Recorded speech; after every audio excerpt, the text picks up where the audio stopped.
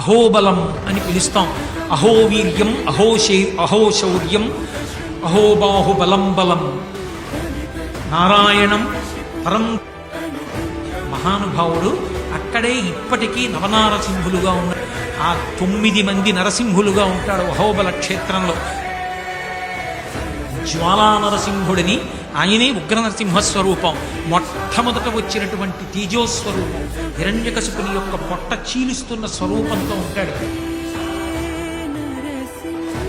రెండవది అహోబల నరసింహుడు, అంటే ఆ హిరణ్యకశిపుణ్ణి సంహరించిన తరువాత కూర్చున్నటువంటి స్వరూపం. వచ్చింది వరాహ నరసింహ స్వరూపం. భూమిని తన దంస్ట్ర మీద పట్టుకుని పైకెత్తినటువంటి ఆదివరాహస్వామి పక్కన నిలిచినటువంటి నరసింహస్వరూపం. మొట్టమొదట వచ్చినటువంటి ఆ యజ్ఞవరాహావతారం పక్కన నరసింహావతారం 2 ఉంటాయి. ఆ